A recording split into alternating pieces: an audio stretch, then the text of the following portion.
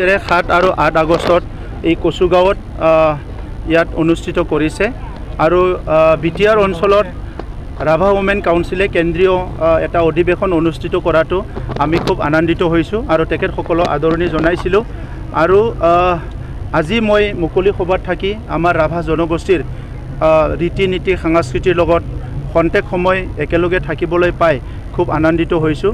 আমাৰ জনজাতি সকলৰ ভিতৰত ৰাভাসকল অন্যতম আৰু ৰাভাসকলৰ নিজৰ এতিয়াও ভাষা সংস্কৃতি নিজৰ ৰীতি নীতি নিজৰ সাজ পোছাক খাদ্য সব নিজৰ হিচাপে আছে।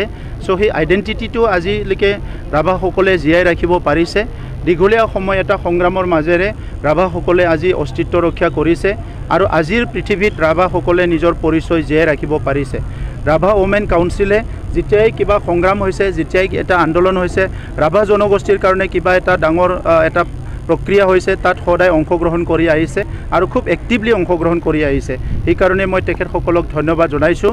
আৰু ৰাভা হাছং যিটো 6 শিডিউল কাউন্সিলৰ কাৰণে ডিমাণ্ড চলি আছে, অসমত আৰু 3টা 6 শিডিউল কাউন্সিল ডিমাণ্ড চলি আছে। ইতিমধ্যে অসম চৰকাৰে অনুমোদন জনাইছে। সো আমি আশা কৰোঁ যে ৰাভা হাছং 6 শিডিউল কাউন্সিলটো গঠন হ'ব আৰু তাত যিমানখিনি জনজাতিসকল আছে একেলগে ভালকৈ একেলগে সহবাসস্থান হিচাপে এক্সিষ্ট কৰিব পৰা নতুন এটা পৰিৱেশ ভাৰত চৰকাৰ আৰু অসম চৰকাৰে গঢ়ি দিব।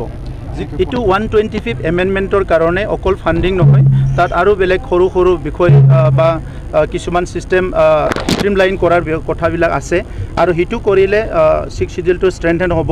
6 শিডিউলটো জন্ম হোৱাৰ পৰা এতিয়ালৈকে এমেণ্ডমেণ্ট হোৱা নাই, সেইকাৰণে এমেণ্ডমেণ্ট কৰাৰ খুব দৰকাৰ আছে। তাত আমাৰ যিটো ডিফেকশ্যন ল' সেইটোও লাগু নহয়, তেনেকুৱা বহুতখিনি বিষয় আছে, সেই বিষয়বিলাক তাত আছে আৰু কেন্দ্ৰীয় চৰকাৰ ৰাজ্য চৰকাৰবিলাক আমি কৈছোঁ যে এইটো এমেণ্ডমেণ্টটো সোনকালে হ'ব লাগে আৰু কেন্দ্ৰীয় গৃহমন্ত্ৰী ডাঙৰীয়াই কথা দিছে সেইটো সোনকালে সেইটো এমেণ্ডমেণ্ট কৰা হ'ব। আমাৰ মুখ্যমন্ত্ৰী ডাঙৰীয়াই উত্তৰ পূৰ্বাঞ্চলৰ প্ৰথম মুখ্যমন্ত্ৰী যিজনে এই 6 শিডিউল এমেণ্ডমেণ্টটো তেখেতে 125th এমেণ্ডমেণ্টটো তেখেতে প্ৰথমতে ছাপৰ্ট দিছে।